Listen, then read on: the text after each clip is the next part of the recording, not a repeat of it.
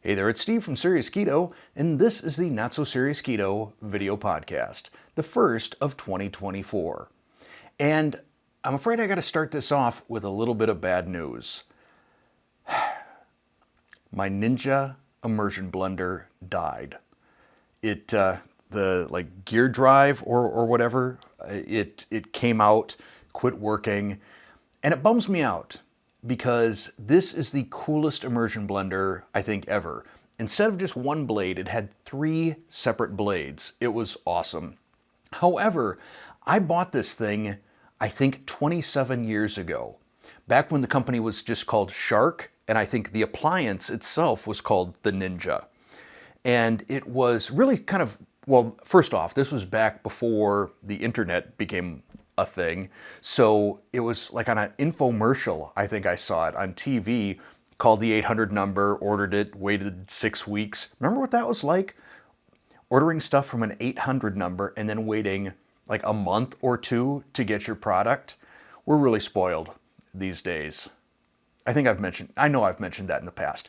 But anyhow, it was really marketed more as a food processor because you had this handle that went over this little food processor bowl that had the blades and it would chop things up.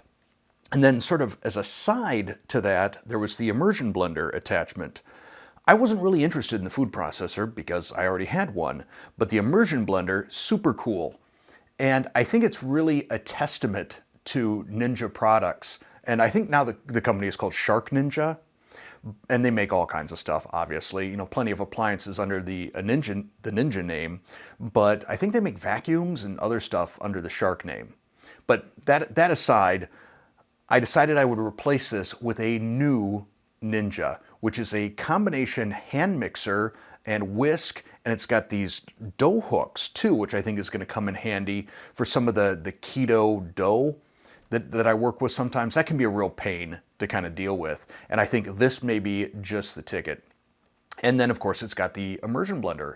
So you will likely see that in new videos, and who knows, maybe even a review at some point. But yeah, that's what happened to my Ninja. It led a good life. I'd mentioned a couple weeks ago the prevalence of the Jardiance ads that seem to be showing up on YouTube, especially on keto channels, and very specifically on my channel. I feel like they're kind of targeting me. Now, I discovered a very interesting feature buried deep down into Google AdSense. You can actually go in, if you are a content creator or you are using Google AdSense on your website, and pick what ads can be blocked. So if, say, you don't want any political ads, for example, you could block those ads and they would not show up on your channel or on your webpage. Or if there's a specific brand you didn't want, like, say, Ninja. And of course, I would love to have Ninja as a sponsor, so this is just a fake example right here. You can actually go in and put in whatever website that commercial links to and block that, and then that actually blocks the commercial. So if I wanted to, I could actually block these Jardiance ads. But why not let them advertise on here? I feel like it's sort of a waste of money for them. It's not like someone on a keto channel is suddenly going to say, oh, wait, I'll just stop doing keto and I'll start taking Jardiance. All those side effects don't sound all that bad. They do sound pretty bad. But on the bright side, I guess when you take it, you have a tendency to break out in song and group dance right in the middle of the street. So anyhow, it's interesting. I may decide to block all political ads. I don't know if they're going to start showing up. I suspect we're kind of approaching that season, and I could do without those. So I may look into AdSense and see if that's something that I'm able to block.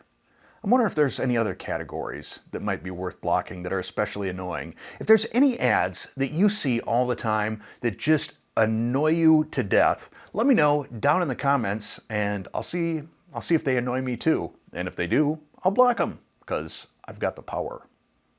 Next up, keto in the news.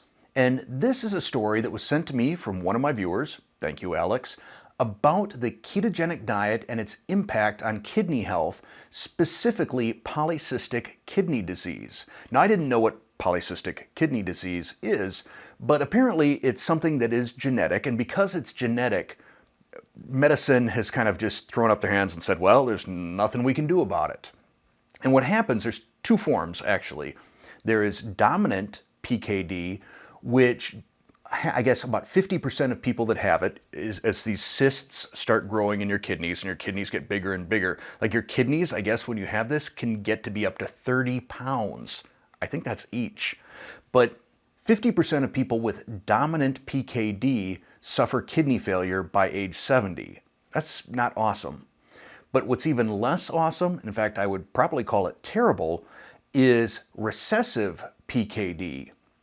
50% of people will suffer, let me state that again. 50% of people with recessive PKD will suffer from kidney failure somewhere between age 15 and 20. So that seems to wind up affecting young people instead.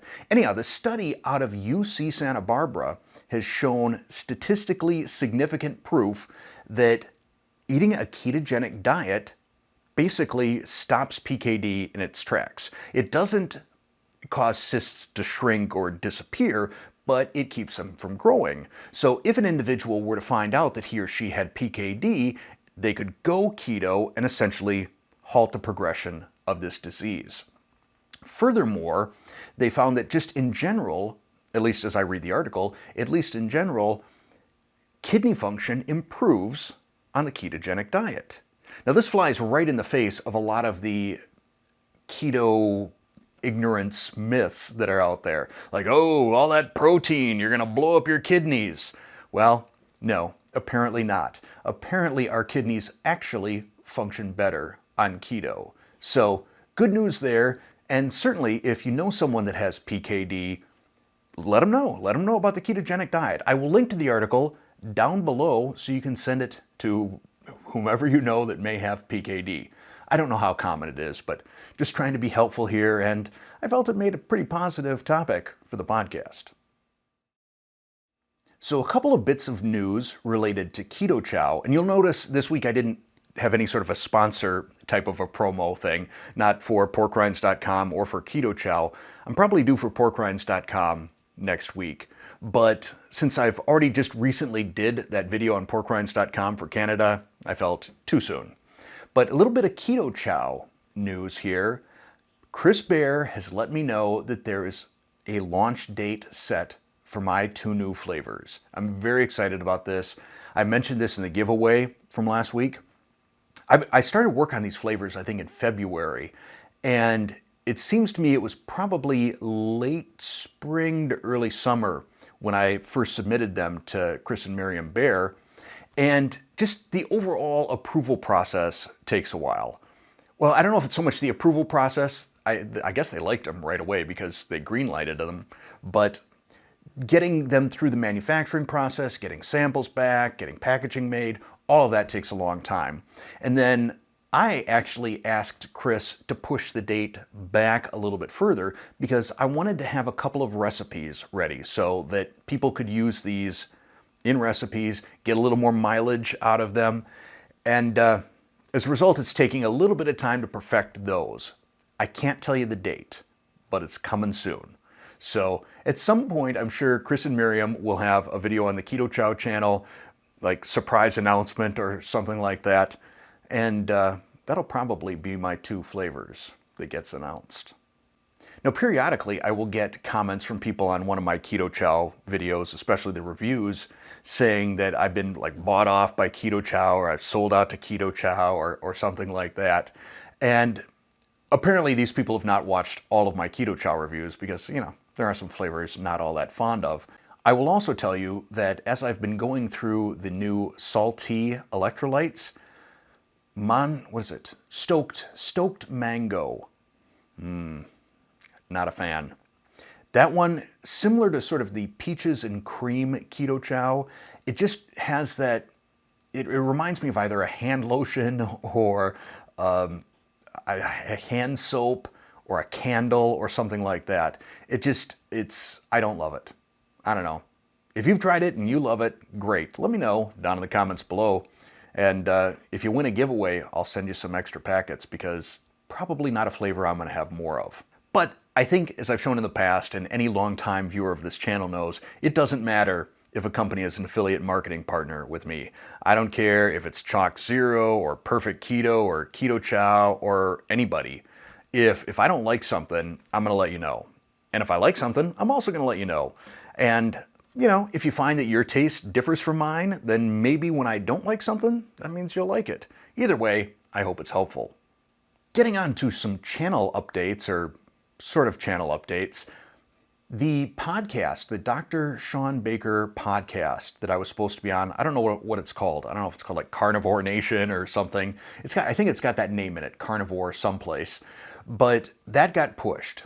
Dr. Baker's got some travel going on. So now that's going to move, I think, fingers crossed, to the 22nd.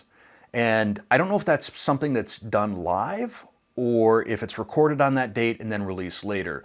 But just in case you were expecting me to be recording the podcast today, which is the original date, no, it's been pushed. So far, the thing with the Proper Human Diet group that I'm doing, I'll be a guest on with Dr. Ken Berry, that is still looking like that is on for next week, next Monday. What's that, the 15th? 22nd? 15th is what it is. So if you are a member of the Proper Human Diet group, check that out. It will be at 4 p.m. Central. Do the math on your time zone on that day. And I'm really, really excited about that. I think that is going to be an awful lot of fun. If you're not a member of the Proper Human Diet group, I've been told that eventually these wind up being released on YouTube. So eventually you'll have an opportunity to see it. And once it goes live on YouTube, I will absolutely let you know what the link is so that you can watch it. Unless it goes horribly, horribly bad, and then just forget I mentioned it. For a final topic on this shorter podcast, I want to talk about the new year and how it's been going so far. I had mentioned on the final podcast of last year that, let's get started. Let's get started right away. Let's not wait for the new year. And for me, all of the year is really about getting in the best shape of my life. And my motivation for that, I haven't shared specifically why age 56 is important to me, but I'm going to do it right now. My dad died when he was 56. He found out that he had cancer when he was 55. It was actually, I remember it was the day after the Packers lost Super Bowl 32. Certain things just, stick in your brain. And he died Thanksgiving weekend of that same year. And, he didn't treat his body well emotionally, physically, there was just the whole ecosystem of my dad was kind of self-abused. And for a big chunk of my life, so was mine. And I'm so glad that, 50 to 51, it was actually shortly before my 51st birthday that I made the decision to go keto and really, really took control of my health. And I hope I'm not too late. I feel like I'm not too late. I feel great. I feel wonderful. But I want to feel and look and just overall be the healthiest I've ever been at age 56. Which, there have been a few times in my life I've gotten in decent shape, but I spent the majority of my adult life overweight, out of shape cardiovascularly, out of shape emotionally, and so this year is an exciting year for me. I'm definitely motivated. One of the things that I said that I was also going to do this year is really, really try and stimulate my brain. One of the downsides to not being out in corporate America anymore is there's less brain stimulation. When you are at an alpha company like GE, you pretty much need to be sharp all the time.